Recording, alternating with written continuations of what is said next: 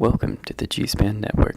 Up next, Area 51 files declassified, the truth behind the Roswell crash site, followed by discovering the Bermuda Triangle, one pirate's shocking return, and now we return to the 2014 International Nuclear Summit. Good evening, I am Alan Richter, and welcome to the 2:30 session of the International Nuclear Summit. We are joined here today by Erich von Manstein from Germany, Douglas Quaid from Austria, and Robert Irwin from Australia. Tonight, these representatives will discuss nuclear policy in their respective nations. Representative Quaid, I understand that your country has outlawed nuclear power since 1978. What are your thoughts on Germany's recent move towards zero nuclear power? Many citizens in Austria are concerned about nuclear accidents occurring along our borders, negating our efforts to provide a safe, clean environment. So any policy pushing reactors farther away from our nation has our support. I understand the concerns you have for your people's safety. For instance, Chernobyl's leakage into Germany and the whole Central Europe is what sparked the initial anti-nuclear sentiment within Germany.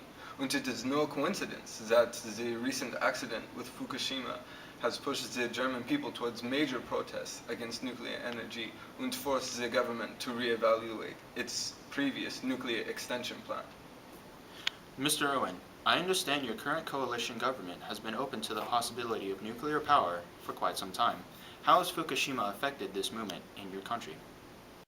Well, Fukushima has shifted public opinion away from the additional 50% mark, with some northern states even advocating for the end of all uranium mining.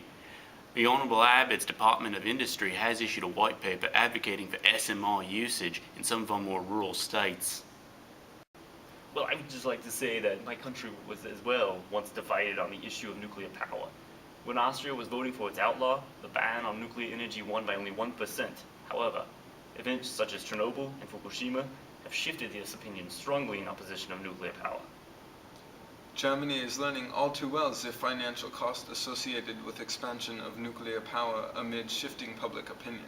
The German policy was, until Fukushima, one of nuclear expansion, which is now having to be reversed due to events outside of our control. A good lesson to be learned by any nuclear-powered nation.